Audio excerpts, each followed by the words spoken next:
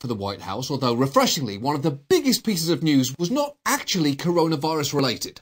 29 months after leaving this courthouse in shame, following pleading guilty to lying to the FBI, the Justice Department that convicted Michael Flynn now seeking to throw out the case. A crime cannot be established here. They did not have a basis for a counterintelligence investigation against Flynn at that stage. Does the fact remain that he lied? Well, people sometimes plead to things that turn out not to be crimes.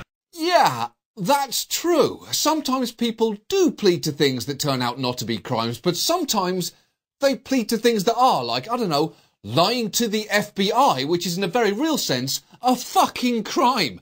It would have been different if Flynn had pled guilty to, let's say, constantly displaying the facial expression of someone whose lunch burrito isn't sitting quite right, or looking like G.I. Joe's emotionally withholding father. Those aren't crimes. Lying to the FBI, however, very much is, especially when you consider that what Flynn was lying about was his contacts with a Russian official, and the FBI was in the midst of a Russian counterintelligence investigation. And all of this is particularly worrying because this was a case brought by Special Counsel Robert Mueller, and the whole point of having a special counsel investigate was to keep the process free from conflicts of interest. By dropping these charges, Barr could be setting a dangerous precedent that a president could not just pardon the subject of an investigation, but have his appointees invalidate the investigation itself. It's a truly unheard of thing for an Attorney General to do, but Barr really doesn't seem to give a fuck.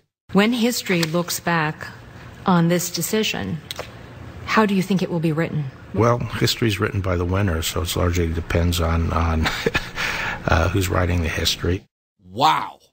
Now, if I were the president's lackey trying to twist the justice system to his will, I might have answered that simple question with something like, history will show this was the right decision, or it was a tough call but justice was served. It takes a special kind of arrogance for the nation's top law enforcement official to say, actually, history's a lie we tell ourselves as we fall asleep at night. The world is nothing but formless chaos, and there is no truth but that which the strong impose upon the weak. You get it, right? You definitely get it.